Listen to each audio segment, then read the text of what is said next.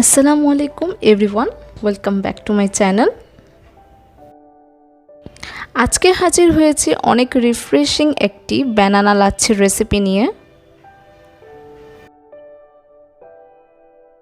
এই ব্যানানা লাচ্ছিটা তৈরি করা যেমন সহজ তেমন খেতেও অনেক মজা। প্রথমেই আমরা এখানে একটি ব্লেন্ডারের জার নিয়ে নিয়েছি।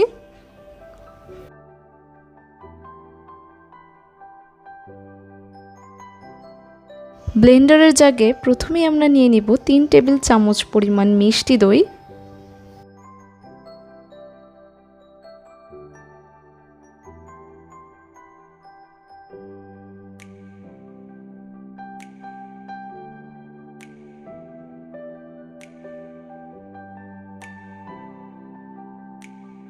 এখানে একটি মাঝারো সাইজের কলা আমরা ছোট ছোট টুকরো করে নিয়েছি। এখন এটা আমরা দইয়ের মধ্যে দিয়ে দিব।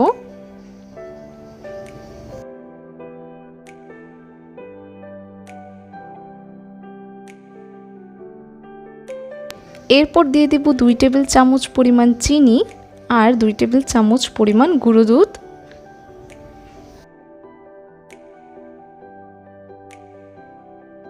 এখন এর মধ্যে দিয়ে দিব আধা কাপ পরিমাণ বরফ কুচি।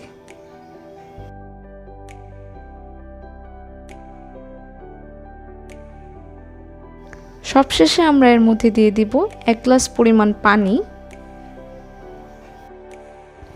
এখন আমরা সবকিছুকে ভালোভাবে ব্লেন্ড করে নেব।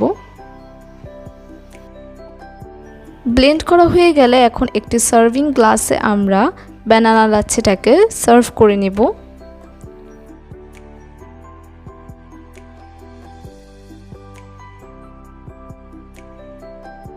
আপনারা বাসায় অবশ্যই আমার আজকের রেসিপিটি ট্রাই করবেন। আর আমার আজকের রেসিপিটি ভালো লেগে থাকলে অবশ্যই লাইক দেবেন এবং আমার চ্যানেলটিকে সাবস্ক্রাইব করবেন। ধন্যবাদ।